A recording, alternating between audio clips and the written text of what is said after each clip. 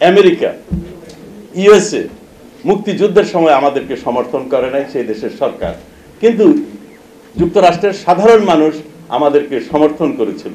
ধর্মীয় অন্ধরা, ধর্মীয় সন্ত্রাসীরা এই যে আইএসআই করলো আপনার ইরাকে এবং সারা পৃথিবীতে, এবং পাকিস্তানের মতো একটা সন্ত্রাসী দেশ, ধর্মান্ধ দেশ, তাদের বিরুদ্ধে আমরা যেভাবে ধর্মীয় সন্ত্রাসীদেরকে এখানে মোকাবেলা করেছি, সারা পৃথিবীতে এটা প্রশংসিত হচ্ছে। 2020-এ বঙ্গবন্ধুর জন্মশতবার্ষিকী উদযাপনের কর্মসূচি দিয়েছিলাম। করোনা মহামারীর কারণে সেই কর্মসূচি আমরা সঠিকভাবে পালন করতে পারি নাই। পরবর্তীতে 2021 আমাদের স্বাধীনতার 50 বছর। এই স্বাধীনতার 50 বছর আমরা সুবর্ণ জয়ন্তী উদযাপনের জন্য এই কোভিড-19-এর কারণে নানান রকম বাধা বিপত্তির সম্মুখীন হয়েছি। অনেক উৎসাহ উদ্দীপনা জাঁকজমক পরিবেশে এই দুটি আমাদের অনুষ্ঠানই করার কথা ছিল, দুটি গুরুত্বপূর্ণ বিষয়ে, কিন্তু আমরা করতে পারি নাই। তারপরেও আজকে 18 তারিখ 16 তারিখে আমরা বাংলাদেশকে পাক হানাদার মুক্ত করেছিলাম, শত্রুমুক্ত করেছিলাম। 18 তারিখও তখনও বিজয়ের অনুভূতি অনেক গভীর ছিল।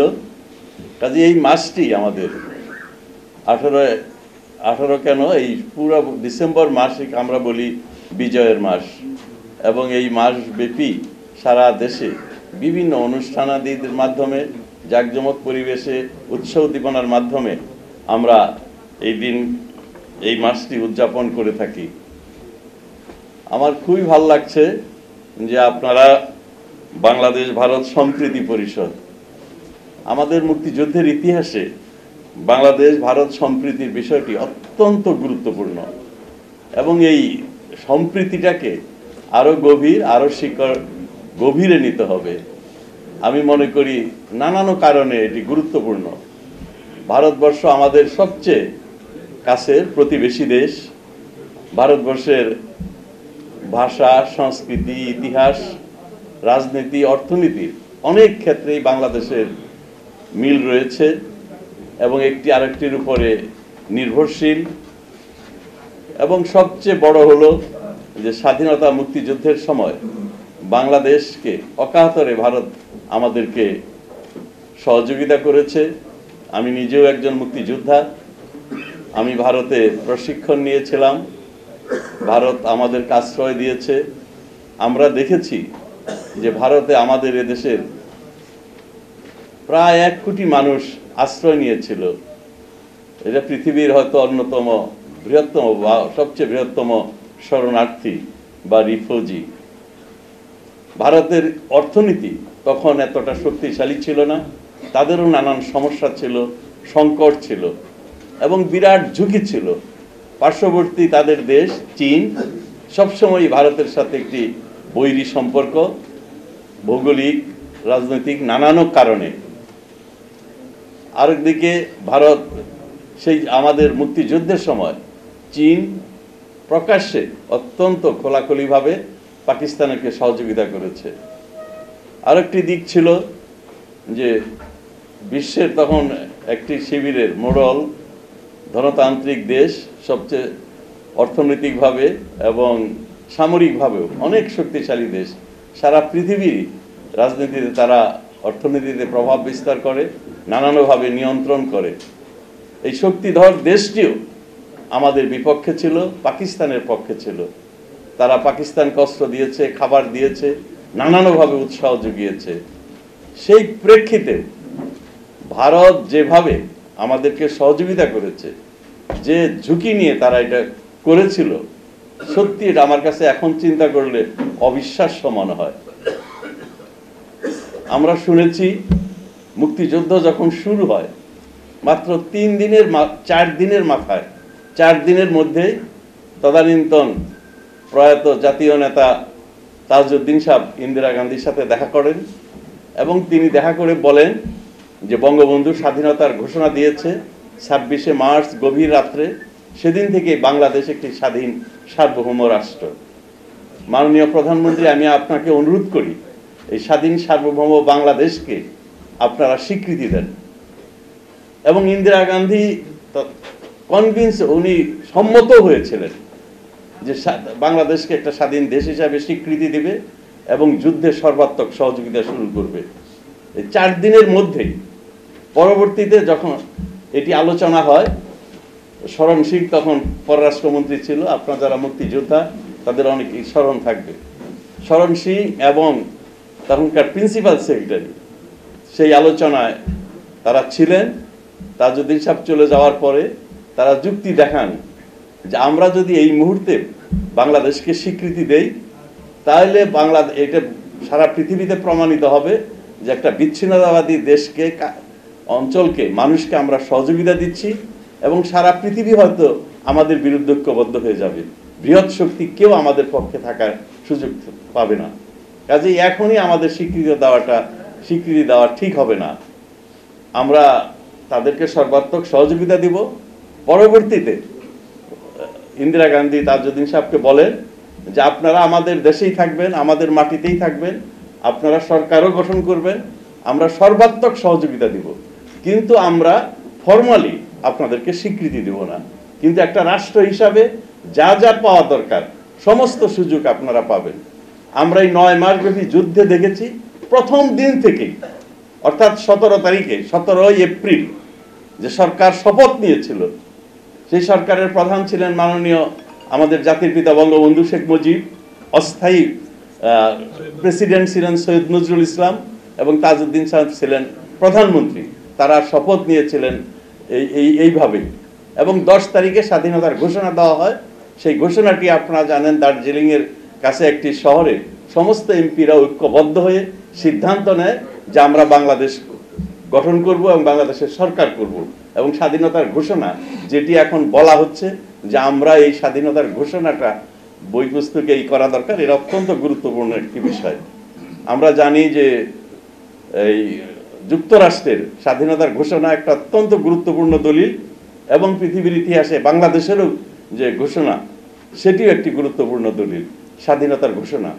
তো যাই হোক, আমি এটুকু বলতে চাই যে সেই 17 তারিখে তাজউদ্দিন সাহেব প্রধানমন্ত্রী হন এবং অস্থায়ী রাষ্ট্রপতি এবং রাষ্ট্রপতির দায়িত্ব পালন করেন সৈয়দ নজরুল ইসলাম। তাদের সকলকে রাষ্ট্রপ্রধান হিসাবে যে প্রটোকল, যে সম্মান পায় ভারত, সেই সম্মান প্রথম দিন থেকেই দিয়ে আসছে। অর্থাৎ আজকে আমরা 6ই ডিসেম্বর ভারত বাংলাদেশকে প্রথম স্বীকৃতি দেয়, ভুটান এবং ভারত। তো সেটি দিলেও এই 9 মাস কিন্তু মর্যাদা দিয়েছে একটা স্বাধীন সার্বভৌম রাষ্ট্রের সরকার হিসাবে। আজকে আমরা এই বছর ভারত এবং পৃথিবীর অনেক দেশে ভারত এই দিনটি উদযাপন করেছে। 28টির মতো দেশে মৈত্রী দিবস হিসাবে ভারত বাংলাদেশ, আমরাও সেখানে বিশেষ অতিথি হিসাবে, সম্মানীয় অতিথি হিসাবে উপস্থিত ছিলাম। এখানকার ভারতের হাই কমিশন এটি উদযাপন করেছে আমাদের চীন বঙ্গবন্ধু আন্তর্জাতিক সম্মেলন কেন্দ্রে, সেখানে আমরা অনেকেই ছিলাম। আমি মনে করি যে ভারতের সাথে আমাদের যে সম্প্রীতি বা মৈত্রী, এটাকে আরো অনেক গভীর করতে হবে, আরো সুদৃঢ় করতে হবে, এটি চিরদিনে যেন অটুট থাকে। আমি আপনাদেরকে আন্তরিকভাবে অভিনন্দন জানাই। আপনারা এই পরিষদ, ডক্টর নীম ভৌমিক বলেছেন কিভাবে এটি প্রতিষ্ঠিত হয়েছিল, কিভাবে এটি কার্যক্রম পরিচালনা করেছে। অনেক সময় নেতৃত্বের কারণে সঠিকভাবে এটি এগিয়ে যায় নাই, কিন্তু আমি মনে করি এর গুরুত্ব বিবেচনা করে এই সম্প্রীতি পরিষদকে আরো শক্তিশালী করতে হবে, আরো সংগঠিত করতে হবে এবং এটিকে আরো সুদৃঢ় করতে হবে। এবং বাংলাদেশের জাতীয় পর্যায়ে আমি বিশ্বাস করি সরকার, 2 দেশেরই সরকারের এখানে সমর্থন, সহযোগিতা, সহানুভূতি থাকা দরকার, যাতে করে এই সংগঠনের যে লক্ষ্য, যে উদ্দেশ্য, সেটি তারা বাস্তবায়ন করতে পারে। সরকারও এখানে একটা সমর্থন এবং সহযোগিতা খুবই দরকার।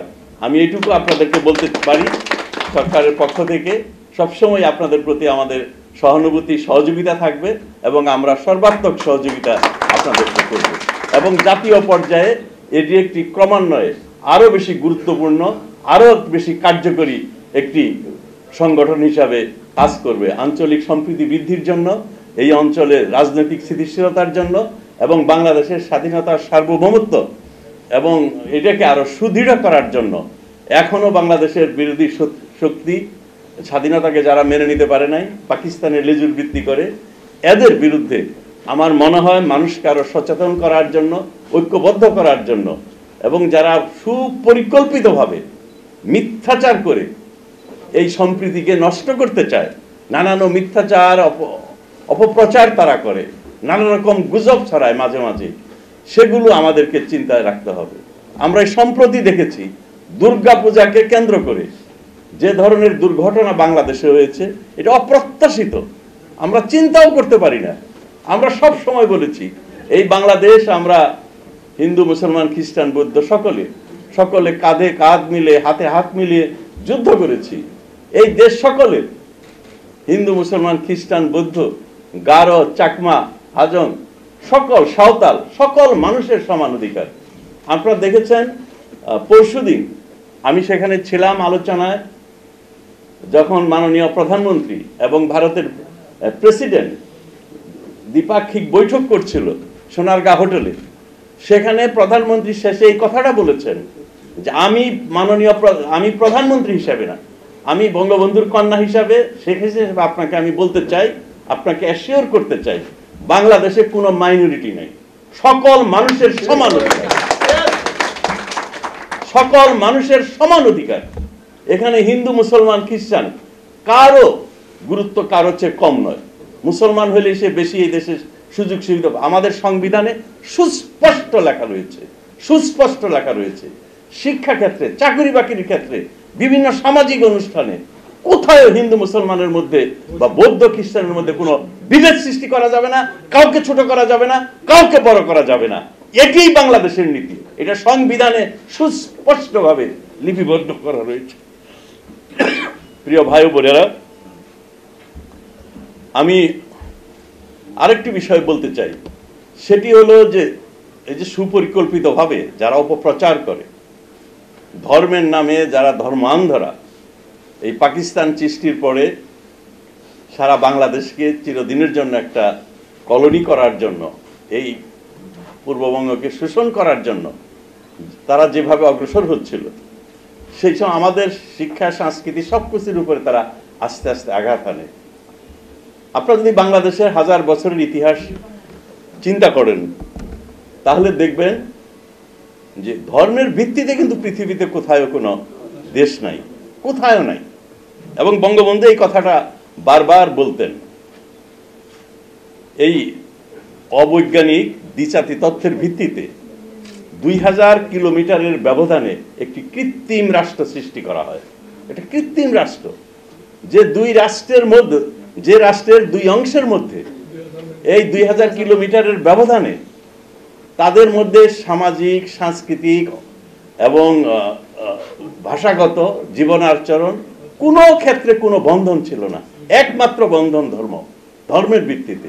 এবং এটি করা হয়েছিল কেন? ওই পাকিস্তানের ভূস্বামী, তালুকদার, জমিদার, পাকিস্তানের সামরিক, বেসামরিক আমলারা এবং ধনিক বণিক শ্রেণী এই বাংলাদেশকে শোষণ করার জন্য সুপরিকল্পিতভাবে তারা এই ধরনের রাষ্ট্র সৃষ্টি করেছিল।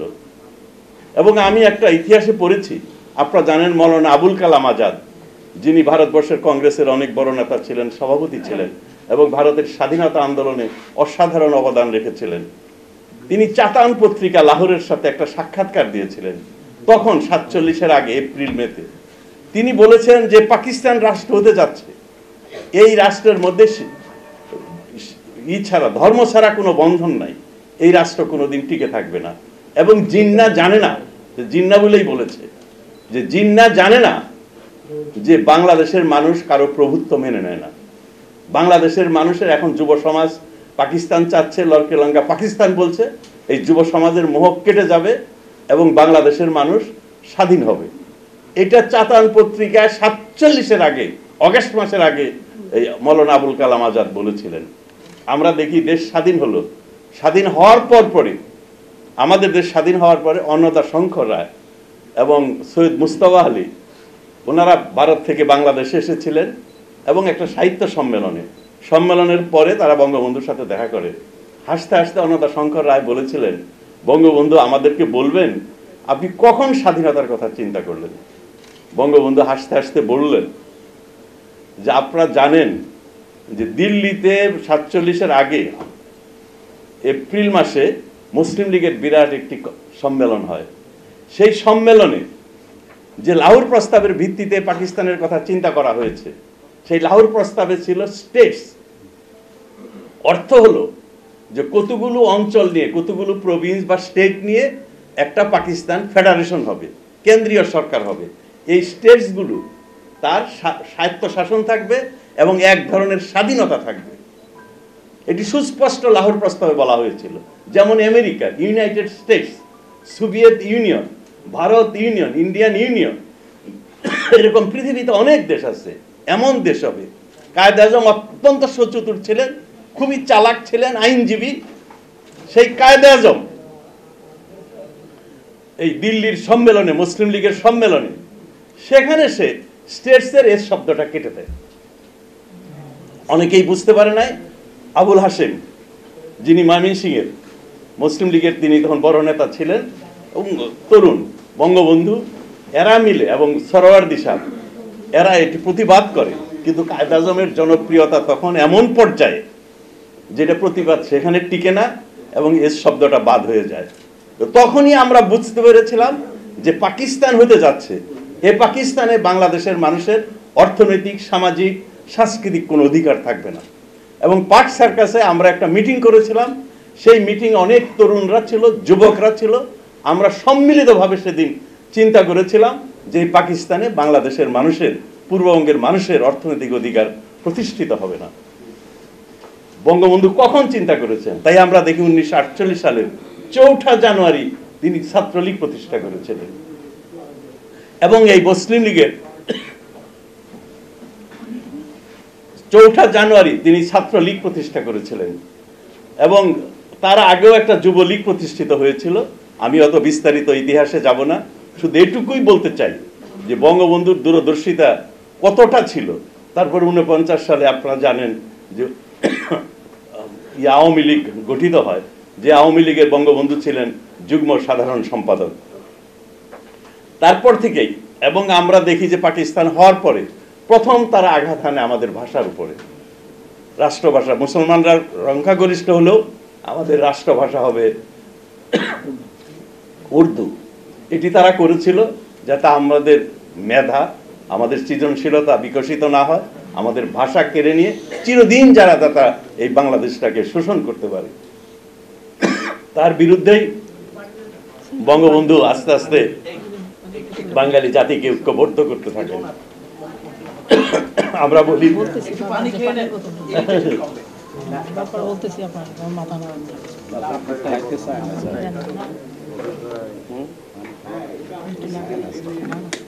ঠান্ডা খেলে হবে। প্রিয় ভাই বোনেরা, বঙ্গবন্ধুর সবসময় অত্যন্ত সচেতন ছিলেন এবং তিনি এই ভাষা আন্দোলনেও আমরা জানি অনেক বড় ভূমিকা রেখেছেন। এবং এই ভাষা আন্দোলনের মাধ্যমে আমরা বলি বাংলাদেশের স্বাধীনতার, মুক্তিযুদ্ধের বীজ বপন হয়েছিল। আমরা যদি দেখি বাংলাদেশের ইতিহাস, 1000 বছরের ইতিহাস, এই 1000 বছরের ইতিহাসে বাংলাদেশের স্বাধীনতার সংগ্রাম এবং মুক্তিযুদ্ধ এটি একটি মহাকাব্য। এই 23 বছর একটা মহাকাব্য। এই মহাকাব্যের আমরা দেখি ভাষা আন্দোলন, আমাদের সংগ্রাম এবং বরকত সালামের রক্তদান, 54 নির্বাচন, যে নির্বাচন 21 দফার মাধ্যমে বাংলাদেশের স্বায়ত্ত শাসনের কথা বলা হয়েছিল, 62 ভাষা আন্দোলন, সেটি ছিল অধিকার প্রতিষ্ঠার আন্দোলন, 66 এই 6 দফা যেটি আমরা বলি মুক্তি সনদ, ম্যাগনা কার্টা, এই 6 দফা এবং 69 গণ অভ্যুত্থান এবং 71 এই রক্তক্ষয়ী মুক্তিযুদ্ধ। লক্ষ মায়ের ছেলেরা সেদিন এই মুক্তিযুদ্ধে গিয়েছিল। মুক্তিযুদ্ধে গিয়েছিল মাঠের কৃষক, ঘাটের মাঝি, মুক্তিযুদ্ধে গিয়েছিল কামার, কুমার, বস্তির মানুষ, সশস্ত্র বাহিনীর ভাইয়েরা। আমরা সম্মিলিতভাবে জীবন বাজি রেখে যুদ্ধ করেছিলাম। এই যে প্রত্যেকটা আন্দোলন সংগ্রামের অবিসংবাদিত নেতা ছিল জাতির জনক বঙ্গবন্ধু শেখ মুজিব। এবং এই মহাকাব্য সৃষ্টিও করেছেন তিনি। আজকে এখানে দাঁড়িয়ে আমি এটুকু বলতে চাই, এর মধ্যে আপনারা যারা এই বাংলাদেশ ভারত সম্প্রীতির কথা বলছেন, আজকের বিজয় দিবস ৭৫-এর 15ই আগস্ট বঙ্গবন্ধুকে নির্মম নিষ্ঠুরভাবে সপরিবারে হত্যা করা হয়।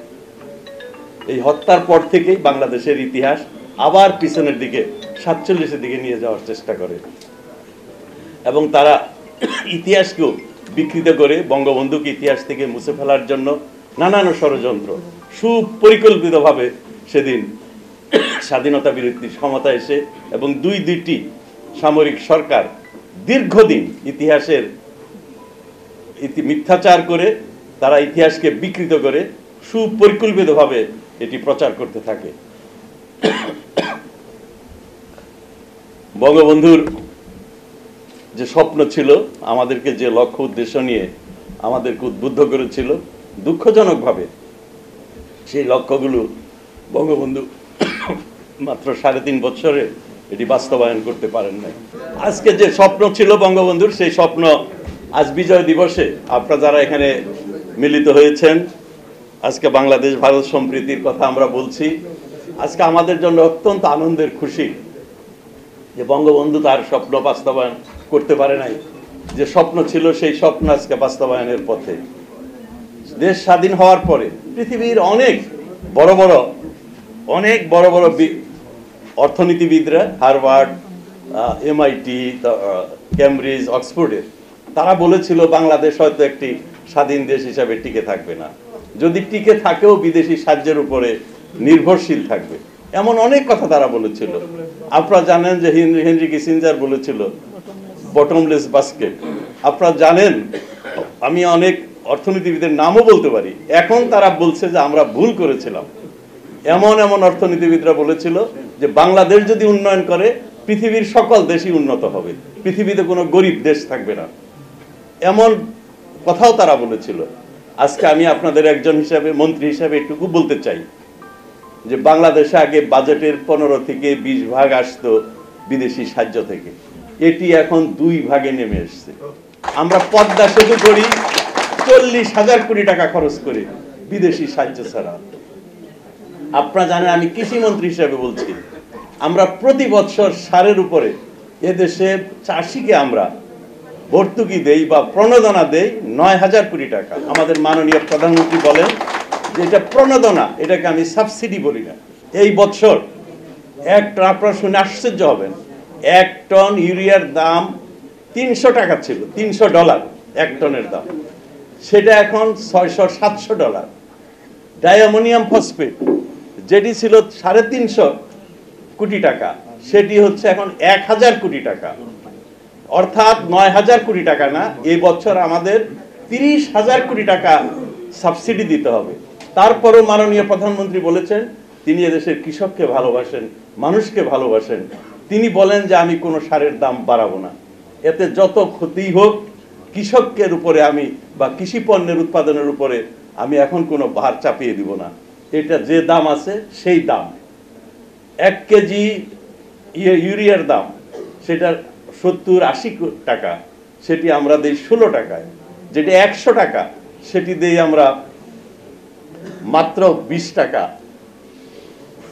ডিএপির দাম আমাদের পার্শ্ববর্তী ভারতে 50 টাকা, আমরা দিচ্ছি 16 টাকায়। এবং দেশ এই 2009 সালে আমরা ক্ষমতায় আসার পর 80 টাকা কেজি ছিল টিএসপি, সেটার দাম এখন আপনার 22 টাকা। আপনার ডিএপির দাম ছিল 90 টাকা, সেটি আমরা করেছিলাম 25 টাকা। আমি এমপি মন্ত্রী হওয়ার পরে 19 সালে এটাকে আমরা করেছি 16 টাকা। পৃথিবীর কোনো দেশে এত কম দামে কৃষি পণ্য উৎপাদনের জন্য কৃষকদেরকে সহযোগিতা দেওয়া হয় না। আজকে দেখেন প্রতিটি ক্ষেত্রে সামাজিক, অর্থনৈতিক, ভৌত কাঠামো সেটি কিন্তু সৃষ্টি হয়েছে। পদ্মা সেতু, 4 লেন রাস্তা, প্রত্যেক বাড়িতে বাড়িতে আপনার ইলেকট্রিসিটি। গ্রামে এমন গ্রাম আছে যে কোনো রাস্তা কাঁচা নাই। অর্থনীতির ক্ষেত্রে যে অভূতপূর্ব সাফল্য, আপনারা জানেন Kaushik Basu, chief economics world ব্যাংকের, সে বাংলাদেশে এসে বলেছে যে আমি বাংলাদেশে এসেছি উন্নয়নের গল্প শোনার জন্য। প্রেসিডেন্ট ওবামা সে পেরুতে গিয়ে বাংলাদেশে একটা বিশেষ সামিটে সে বাংলাদেশের প্রশংসা করেছে। নিজের কেনিয়াতে বলেছে, তার পিতার বাড়ি গিয়া বলেছে তোমরা বাংলাদেশের দিকে তাকাও, একটা লিস্ট ডেভেলপ কান্ট্রি কিভাবে উন্নয়ন করছে। নিকোলাস স্টার্ন, ওয়ার্ল্ড ব্যাংকের চিফ ইকোনমিক্স, সে বলেছে Bangladesh has shown the pessimist world no longer Bangladesh is a basket case. তারা বলেছিল bottomless basket, Bangladesh is not a basket case. আমি মনে করি আমাদের নেত্রী, জননেত্রী শেখ হাসিনা সারা পৃথিবীকে একদম আঙ্গুল দিয়ে দেখিয়ে দিয়েছেন বাংলাদেশ ভিক্ষুকের জাতি না, বাংলাদেশ বিদেশি সাহায্যের উপরে নির্ভরশীল না। আমি একবার 13 সালে, তখন আমি খাদ্যমন্ত্রী, আমাদেরকে outstanding achievement in fighting hunger এর জন্য অ্যাওয়ার্ড দেওয়া হয়। এর আগে সেরেস পদক তিনি এফএওর পেয়েছিলেন, এটা দ্বিতীয়। সেই পুরস্কার নেওয়ার জন্য মাননীয় প্রধানমন্ত্রী যাওয়ার কথা ছিল, উনি যেতে পারেন নাই, আমাকে বলল তুমি যাও, আমার অনেক ব্যস্ততা। আমি গেলাম, এরকম মঞ্চ থেকে আমি সার্টিফিকেটটা নিয়েছি এফএও ডাইরেক্টর জেনারেলের কাছ থেকে। নেমেছি, সাংবাদিকরা আমাকে ঘিরে ধরেছে, সব সাংবাদিকরা জিজ্ঞাসা করছে, doctor Razzak, would you tell us how Bangladesh has become self-sufficient in food? How could you increase electricity, produce electricity to such level? আমি সেদিন তাদের বলেছিলাম, এটা বলছে যে did you get any Aladdin's magic lamp. আমি তাদের বলছি আমরা কোনো আলাউদ্দিনের ম্যাজিক ল্যাম্প পাই নাই, আমরা পেয়েছি জননেত্রী শেখ হাসিনাকে, তার নেতৃত্বে আমরা বাংলাদেশকে এত উন্নত করেছি। আজকে বিজয়ের দিনে আপনারা যারা এই পরিষদের সাথে জড়িত, আপনাদের জন্য অত্যন্ত গর্বের, অহংকারের। আমি জানি অনেক মুক্তিযোদ্ধা ভাইয়েরা রয়েছেন, জীবন বাজি রেখে আমরা যুদ্ধ করেছিলাম, আমাদের চোখে অনেক স্বপ্ন ছিল। আমার মনেও একটা হতাশা ছিল মুক্তিযোদ্ধা হিসাবে, যেভাবে বাংলাদেশকে দেখতে চেয়েছিলাম, যে জন্য সর্বোচ্চ ত্যাগ জীবন দিতে গিয়েছিলাম, সেটি এই দেশে অর্জিত হলো না। কিন্তু আজকে অন্তত মনে এই আনন্দ যে আমরা এমন একটা ভিত্তি রচনা করেছি অর্থনীতির, 100টি ইকোনমিক জোন করা হচ্ছে। সেই ইকোনমিক জোনে শিল্প কারখানা করার জন্য গ্যাস, ইলেকট্রিসিটি, পানি সবকিছু থাকবে, শুধু একজন এসে শিল্প করবে। বিদ্যুৎ, গ্যাসের সাপ্লাই নিশ্চিত করা হয়েছে। আমাদের শত শত ছেলেমেয়েরা বেকার, লক্ষ লক্ষ ছেলেমেয়েরা বেকার, তাদের জন্য চাকরির ব্যবস্থা করতে হবে। আর যদি শিল্পায়ন না করতে পারি তাহলে চাকরি হবে না। কাজে এই সরকারের লক্ষ্য হলো শিল্পায়ন করে আমাদের লক্ষ লক্ষ ছেলে মেয়েদের চাকরির সংস্থান করা, তাদের আয় বৃদ্ধি করা, জীবনযাত্রার মান উন্নত করা।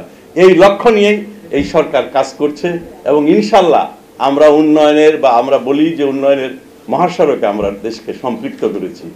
এই ধারাকে অব্যাহত রাখার জন্য এই অঞ্চলে সম্প্রীতি দরকার, রাজনৈতিক স্থিতিশীলতা দরকার। আজকে আমরা একটা জিনিস লক্ষ্য করেছি, আমেরিকা, ইউএসএ মুক্তিযুদ্ধের সময় আমাদেরকে সমর্থন করে নাই সেই দেশের সরকার, কিন্তু যুক্তরাষ্ট্রের সাধারণ মানুষ আমাদেরকে সমর্থন করেছিল। এডওয়ার্ড কেনেডি সহ বিভিন্ন শিল্পী, সাহিত্যিকরা, মিডিয়া, তারা আমাদের পক্ষে ছিল। এটাকে আমরা অবশ্যই অভিনন্দন জানাই। কিন্তু এই যুক্তরাষ্ট্রের সরকার সবসময় ভুল করেছে। এই ভুলের জন্য তারা অনেক শক্তিশালী, সামরিক দিক থেকে, অর্থনৈতিক দিক থেকে, সারা পৃথিবীর রাজনীতি তারা নানানভাবে নিয়ন্ত্রণ করে, তার জন্য তাদের তেমন মূল্য দিতে হয় নাই। কিন্তু এটি ছিল মুক্তিযুদ্ধের সময় 1971 সালে আমেরিকার যুক্তরাষ্ট্রের পররাষ্ট্রনীতিতে চরম একটি ভুল। That was A gross mistake for that country. তারা চরম একটা ভুল করেছে। আমাদের বিশ্বাস ছিল এটি থেকে তারা বেরিয়ে আসবে। নানান রকম কথা রয়েছে, আমি জানি না এর সততা কতটুকু, যে 75 সালের এই রাজনৈতিক দুর্ঘটনার পিছনেও হয়তো তাদের হাত থাকতে পারে, আমি সেটি বলতে চাই না। তারপরও এই সম্প্রতি আমরা দেখেছি দুর্নীতির কথা বলে পদ্মা সেতু যখন এগিয়ে যাবে, কাজ শুরু হবে, এটি বাস্তবায়নে যাবে, সেই সময় সেই সাহায্য তারা বন্ধ করে দিল। বন্ধ করে দিয়ে বাংলাদেশের বিরুদ্ধে সারা পৃথিবীতে আমাদের কালিমা লেপন করলো। আমাদের নেত্রী, আমাদের যখন সরকারের মন্ত্রীদেরকে ইঙ্গিত করা হয় তখন নেত্রীও বাদ যায় না, আমরা দুর্নীতি করেছি। কানাডার কোর্টে গিয়ে মামলা করলো, 2.5-3 বছর পরে, শুধু বন্ধই করে নাই, 2.5-3 বছর ধরে মামলা চলল। সেই মামলায় কানাডিয়ান কোর্ট বলেছে পদ্মা সেতু নিয়ে সামান্যতম কোনো দুর্নীতি হয় নাই। আপনারা জানেন হংকংয়ের একটা পত্রিকা পিপল, তারা একটা গবেষণা করে বলেছে সারা পৃথিবীতে 190টা দেশ দেশের রাষ্ট্রপ্রধান সরকার প্রধানদের নিয়ে তারা গবেষণা করেছে। সেই গবেষণা থেকে বেরিয়ে এসেছে 3 জন নেতা সবচেয়ে সৎ এবং নিষ্ঠাবান। এই 3 জনের মধ্যে অ্যাঞ্জেলা মার্কেল এবং আমাদের প্রধানমন্ত্রী জননেত্রী শেখ হাসিনা। আমি আপনাদের বলি 1/11-এর সময় এই যে ট্রান্সপারেন্সি ইন্টারন্যাশনাল সবসময় সরকারের বিরুদ্ধে কাজ করে। ট্রান্সপারেন্সি ইন্টারন্যাশনাল তার যে গ্লোবাল যে চিফ চেয়ারম্যান একজন মহিলা কানাডার, সে এসেছিল বাংলাদেশে এসেছিল এবং এই ট্রান্সপারেন্সি ইন্টারন্যাশনালি রেহমান সোবহানের সভাপতিত্বে একটা আলোচনা সভা ব্রাকের করেছিল। আমি সেখানে ছিলাম। তখন আমরা পালিয়ে বেড়াই, সামরিক সরকার সমর্থিত সরকার, খুবই একটা খারাপ অবস্থার মধ্যে ছিলাম। তবু আমাকে ডাকা হলো বক্তব্য দেওয়ার জন্য। আমি বক্তব্য দিতে গিয়ে বললাম যে আমি ট্রান্সপারেন্সি ইন্টারন্যাশনালকে অবশ্যই অভিনন্দন জানাই। I congratulate them, they are fighting against corruption, but I want to know Bhutto, Benazir Bhutto তখন পালিয়েছিল দুবাইতে। আমি বললাম যে she is directly involve in corruption, there are many evidences, she has siphoned of money to Switzerland, Dubai and other countries. She is now going back. What Transparency International doing against that? I said for election, for politics, you need money. Gandhiji, he also needed money.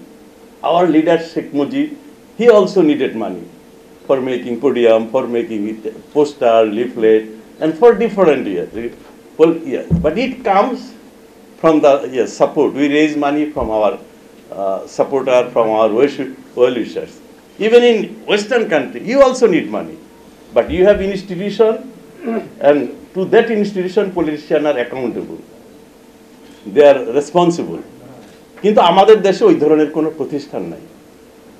আমি তাকে বললাম সেই ফোরামে যে I guarantee hour leader Sheikh Hasina, she raised money but not for luxury, for politics. She does not own a single house in Bangladesh, even in this city. She inherited a house, but he donated it as a museum for her father. I said he does not own a palace like Saddam Hussein or Marcos or any Ethiopian, I forgot his name. So he does not have even a house, not to talk about palace. If you can prove, if you can give evidence, she has any account anywhere in the world, in any bank in the world, I will not be in politics. সমস্ত house স্তব্ধ হয়ে গেছে 1/11-এর সময়, যে সারা পৃথিবীর কোন ব্যাংকে শেখ হাসিনার একটা অ্যাকাউন্ট নাই। এবং পদ্মা সেতুর তদন্তের সময় জয় এবং নেত্রী এবং রেহানা, শেখ রেহানা, তাদের বিরুদ্ধে তদন্ত করেছে সারা পৃথিবীতে। ইনশাল্লাহ কোন দুর্নীতির একটা গন্ধ, একটা সূত্র তারা বের করতে পারেনি যে কোথায় তাদের কোনো টাকা রয়েছে। আজকে দুঃখজনক, অত্যন্ত দুঃখজনক, একটা দেশকে আমরা মুক্তিযুদ্ধ করে রক্তের বিনিময়ে আমরা দেশকে স্বাধীন করেছি। কত রক্ত, একটা সবচেয়ে পৃথিবীতে সবচেয়ে পপুলাস কান্ট্রি, 1200 মানুষ, 1200 পিপুল পার স্কোয়ার কিলোমিটার। রাশিয়া 2 জন মানুষ, অস্ট্রেলিয়া 8-10 জন মানুষ, চায়না সবচেয়ে বেশি মানুষ, সেখানেও লেস দেন 500 পিপুল পার স্কোয়ার কিলোমিটার।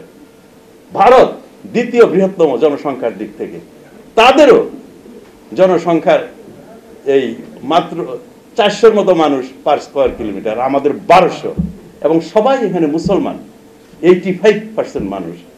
এই দেশে আবার একটা বিরাট সংখ্যক মিডল ইস্টে কাজ করে।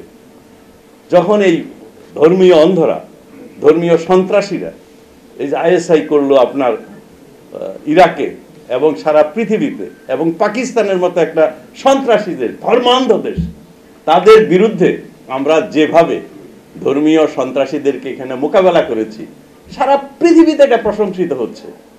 এবং এটি করতে গিয়ে আমাদেরকে অনেক কৌশল ব্যবহার করতে হয়েছে। বিএনপির কোন নেতাকে আমরা হত্যা করেছি, তারা প্রমাণ দেখাক। কোন বিরোধী দলের নেতাকে আমরা যুদ্ধাপরাধীদেরকে বিচার করে একদম সর্বোচ্চ সুপ্রিম কোর্ট পর্যন্ত বিচার নিয়ে তারপর তাদেরকে ফাঁসি দেওয়া হয়েছে, তাদের জেল দেওয়া হয়েছে। এই দেশ গণতান্ত্রিক দেশ, নির্বাচিত সরকার, একটা নির্বাচনের মাধ্যমে আমরা ক্ষমতায় এসেছি এবং সংবিধানের ভিত্তিতে আমরা দেশ পরিচালনা করছি। আমি যুক্তরাষ্ট্রকে বলতে চাই, আপনারা বাংলাদেশের র্যাব এবং কয়েকজন কর্মকর্তার বিরুদ্ধে, সাবেক কর্মকর্তার বিরুদ্ধে স্যাংশন দিয়েছেন। এটি অন্যায়, এটা ভিত্তিহীন, তথ্যের ভিত্তিতে আপনারা কি করেন না। আমরা তীব্র প্রতিবাদ করি।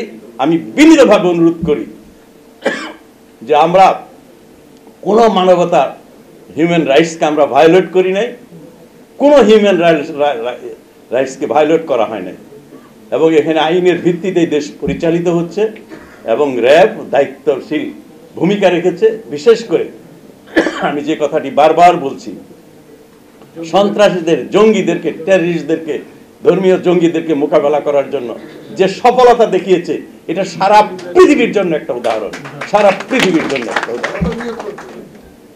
যুক্তরাষ্ট্র মাদক, নারী পাচার, এই সকল বিষয়েও এই র্যাবের একটা বিরাট ভূমিকা রয়েছে। আপনারা ভিয়েতনামে ভুল করেছেন, আফগানিস্তানে ভুল করেছেন। আমি বিনীতভাবে অনুরোধ করি, আপনারা যে পদক্ষেপ নিয়েছেন এটি কোনো ক্রমেই একটা সঠিক পদক্ষেপ হয় নাই। এতে করে বাংলাদেশের হয়তো ক্ষতি হবে। একটা দেশ এগিয়ে যাচ্ছিল, মনে হয় তাদের পা টেনে ধরছেন, পুলিং ইটস লেগ। এটা সঠিক নয়। আমি বারবার আপনাদের বিবেকের কাছে আবেদন করতে চাই, আপনারা এটিকে রিভিউ করেন এবং অতি তাড়াতাড়ি দ্রুত আপনারা এটিকে উত্তর করে নেন। আমি সাংবাদিক বন্ধুদেরও বলছি যে আমরা যেভাবে সন্ত্রাসীদের, জঙ্গিদেরকে মোকাবেলা করেছি, এটা সারা পৃথিবী, বিদেশিদেরকে কিভাবে এখানে হত্যা করা হচ্ছিল। হলে আর কি জানে, জাপানি, যারা এত ভদ্র, এত নিরীহ এবং আমাদের লার্জেস্ট ডেভেলপমেন্ট পার্টনার, সেই আমাদের এত বন্ধুদের অকাতরে তারা বাংলাদেশকে সহযোগিতা করে আমাদের ইনফ্রাস্ট্রাকচার, ভৌত অবকাঠামো সৃষ্টি করার জন্য, তাদেরকে হত্যা করা হয়েছে এখানে। সেই ক্ষেত্রে আমরা অনেক মানবতার প্রতি আমরা অনেক সম্মান দেখিয়েছি। এতগুলো পত্রিকা, এতগুলো ইলেকট্রনিক মিডিয়া, পৃথিবীর কয়টা দেশে রয়েছে, ছোট্ট দেশ, এতগুলো ইলেকট্রনিক মিডিয়া, লাইন পোর্টাল, সারাদিন যে যা বলছে নিউজে আসছে। আমি জানি না, ফ্রিডম অফ স্পিচ এটাও একটা বড় দিক ফ্রিডমের, কোথায় এটাকে ব্যাহত করা হচ্ছে আমার কাছে আসে না। কাজে এই বিষয়টি আমি বলতে চাই, আপনারা আপনাদের বিভিন্ন ফোরামে আপনাদের কর্মকাণ্ডে এই জিনিসগুলো তুলে ধরবেন। ভারতের সাথে যে আমাদের সম্পর্ক, এটি আমি বলবো, এই যে সম্পর্ক, এটির ভিত্তি হলো রক্ত। তারাও রক্ত দিয়েছে আমাদের স্বাধীনতা যুদ্ধে, আমাদের লক্ষ মায়ের ছেলেরা রক্ত দিয়েছে, মা বোন ইজ্জত দিয়েছে। এই সম্পর্কের ভিত্তি হলো এটি। অন্যান্য দেশের সাথে আমাদের সম্পর্ক রয়েছে, চীনের সাথে রয়েছে ভৌগোলিক, রাজনৈতিক নানান কারণে, সেটাকে আমরা সম্মান দেখাই। আমরা সৌদি আরব আমাদের ইসলামিক দেশ হিসাবে, তাদের সাথেও আমাদের সুসম্পর্ক। পৃথিবীর সকল দেশের সাথেই বঙ্গবন্ধু বলেছেন আমরা সুসম্পর্ক রাখবো, কিন্তু প্রতিবেশী দেশ হিসাবে ভারতবর্ষ, ভারতের জনগণ যে অবদান রেখেছে, এটাকে আমরা সবসময় মূল্যায়ন করি এবং সর্বোচ্চ স্থান দেই। এই সম্পর্কের ভিত্তি রক্তের সম্পর্ক। আমি একটা উদাহরণ গল্প বলি। আমি সম্প্রতি এটা পড়েছি। ইন্দিরা গান্ধী তখন প্রধানমন্ত্রী নন। আপনারা জানেন দেশাই 1979 সালে যে প্রধানমন্ত্রী হলো, মোরারজি দেশাই, সে তখন বাংলাদেশের প্রতি একটু বৈরী ছিল, এবং যে কোনো কারণেই হোক। একজন সাংবাদিক সেখানে গিয়ে ইন্দিরা গান্ধীর বাসায় গিয়েছে, গিয়ে বলছে, আপনি কি করছেন? ভারতের সাথে বাংলাদেশের যে সম্পর্ক অবনতি হচ্ছে, আস্তে আস্তে এটা পাকিস্তানের একটা হয়ে যাচ্ছে, পাকিস্তান এটাকে নিয়ন্ত্রণ করছে। তখন ইন্দিরা গান্ধী বলছে, আমার কাছে আসছে কেন? তোমরা দেশাইয়ের কাছে যাও, সে প্রধানমন্ত্রী, মোরারজি দেশাই জবাব দেবে, আমি জবাব দেব না। কেন জবাব দিবেন না? শেখ মুজিবকে এইভাবে মেরে ফেললো, এত বড় একজন অহিংসবাদী নেতা, মানবতাবাদী নেতা, বিশ্ব মানব সমাজের নেতা, আপনারা কিছু বলছেন না। তখন এই সাংবাদিককে ইন্দিরা গান্ধী বলে যে, তোমার কয় ভাই বোন? সাংবাদিক বলছে যে আমার 4-5 ভাই বোন। যে আমার কোনো ভাই নাই, আমার একটা ভাই ছিল শেখ মুজিব। এই বলে আবেগ আপ্লুত হয়ে পড়েছে। তারপর চেয়ার থেকে উঠে টিস্যু পেপার দিয়ে চোখ মুছতে মুছতে সে বাথরুমে গিয়ে অনেকক্ষণ পরে বাথরুম থেকে এসছে। কাজে ভারতের সাথে আমাদের সম্পর্ক কোথায়, এর ভিত্তি কোথায়, এটি আপনাদেরকে চিন্তা করতে হবে, বিবেচনা করতে হবে। কীরকম মানসিকতা নিয়ে, কীরকম উদারতা নিয়ে এবং আবেগ ভালোবাসার সম্পর্ক নিয়ে এই বাংলাদেশকে সৃষ্টিতে তারা সহযোগিতা করেছিল, এটিকে ছোট করে দেখার কোনো সুযোগ আছে বলে আমি মনে করি না। কাজে আপনারা যে লক্ষ্য নিয়ে কাজ করছেন, আমি নিমদাকেও আন্তরিকভাবে ধন্যবাদ দিই, সম্প্রীতি পরিষদ। আজ বাংলাদেশ অনেক এগিয়ে যাচ্ছে। আমি অনেকক্ষণ ধরে আপনাদের সামনে কথা বলতে পারি। হেনরি কিসিঞ্জার এই বাংলাদেশের স্বাধীনতার বিরুদ্ধে আমাদের আর্চ এনিমি ছিল। এই হেনরি কিসিঞ্জারও কিন্তু বাংলাদেশে এসে বলেছিল অক্টোবর মাসে 74 সালে এই সুগন্ধার গণভবনে যে we meet head of the government, we meet head of the state, sometime we meet statesmen, but in rare occasion we meet a creator of a nation. I am fortunate today, Sheikh Mujib is a creator of a nation and I have fortune to meet him today, to embrace. Sheikh Mujib is a creator of a nation. এই দেশে এখনো স্বাধীনতার ঘোষক বলে অপপ্রচার করা হয়। স্বাধীনতার ঘোষক, এত বড় মিথ্যাচার, এর চেয়ে কি হতে পারে? সেই বঙ্গবন্ধু কে ছিলেন? আমি আরেকটি গল্প আপনাদের বলতে চাই। সেটি হলো 54 সাল, বঙ্গবন্ধুর বয়স 34 বছর। উনি এমপি ইলেকশনে দাঁড়িয়েছেন, টঙ্গীপাড়ায় নির্বাচনী প্রচার করছেন। বিকাল হঠাৎ এক বাসার বাড়ির সামনে দিয়ে যাচ্ছিলেন, কুড়ে ঘরওয়ালা বাড়ি, এক বৃদ্ধ মহিলা এসে দাঁড়ালো, বঙ্গবন্ধুকে আগলে ধরে বলল যে বাবা, তোমার আমার বাড়ির ভিতরে যেতে হবে, আমি সকাল থেকে বসে আছি তোমার সাথে দেখা করব। বল, কেন আপনার বাড়ির ভিতরে যাব? বল না, আপনি আসেন। তো বঙ্গবন্ধু গেছে ভিতরে, এই বুড়িমা এক বাটি দুধ এনে বঙ্গবন্ধুকে দিল। বঙ্গবন্ধু বলল যে আমি তৃপ্তির সাথে দুধটুকু পান করলাম তার অনুরোধে। তারপরে তার আঁচল থেকে কটা টাকা বের করে আমাকে দিয়ে বলছে, এটা তুমি তোমার নির্বাচনে খরচ করো। বঙ্গবন্ধু বলছে, আমি হত বিব্বল হয়ে পড়লাম, কি করব আমি বুঝতে পারছিলাম না। আমি অনেক চিন্তা করে পকেট থেকে অনেকগুলো টাকা বের করে তার হাতে দিলাম। এই বৃদ্ধ মহিলা, পাণ্ডুর চেহারা, হাড্ডিগুলো দেখা যায়, আমাকে বলছে, বাবা, তোমার কাছ থেকে টাকা নেওয়ার জন্য আমি তোমাকে বাড়ির ভিতরে নিয়ে আসিনি। আমি শুনেছি আমরা দুঃখী মানুষ, আমরা চাষা বসা শ্রমিক, তোমার মাধ্যমে আমাদের মুক্তি হবে, আমাদের দুঃখ বুঝবে, এই জন্য আমি তোমাকে বাড়ির ভিতরে নিয়ে আসছি। বঙ্গবন্ধু বলছে যে আমি এত আবেগ আপ্লুত হয়ে পড়লাম, আমার দু চোখ দিয়ে দু ফোঁটা অশ্রু গড়িয়ে পড়ল। আমি সেদিন ওই টঙ্গীপাড়ার মাটিতে শপথ নিয়েছিলাম ওই বুড়িমার পাশে, যতদিন এদেশের দুঃখী মানুষকে অর্থনৈতিকভাবে মুক্ত না করতে পারবো, অন্যায় অবিচারকে শেষ করতে পারবো, ঘুষাতে পারবো, ততদিন আমি আন্দোলন সংগ্রাম করব। প্রয়োজনে আমি জীবনের শেষ রক্তবিন্দুটুকু দিব। বঙ্গবন্ধু বাঙালির জন্য জীবনের শেষ রক্তবিন্দুটুকু দিয়ে গেছে। প্রিয় ভাই বোনেরা, বঙ্গবন্ধুর আদর্শ অসাম্প্রদায়িক বাংলাদেশ, গণতান্ত্রিক বাংলাদেশ। আমি শুরুতেই বলেছি, সকল মানুষের বাংলাদেশ। এবং এই বঙ্গবন্ধুর আদর্শের আলো জননেত্রী শেখ হাসিনার হাতে, আলোর মশাল, আলোর ভর্তিকা তার হাতে। আমি দৃঢ়ভাবে বিশ্বাস করি, যতদিন তিনি আমাদের সাথে আছেন, তার দূরদর্শিতা, তার প্রজ্ঞা, তার দেশপ্রেম দিয়ে, পিতার আদর্শ দিয়ে বাংলাদেশকে গড়ে তুলবেন এবং বাংলাদেশকে পৃথিবীতে একটি আদর্শ এবং উন্নত একটা স্থিতিশীল শান্তির দেশে রূপান্তর করবেন, উন্নীত করবেন।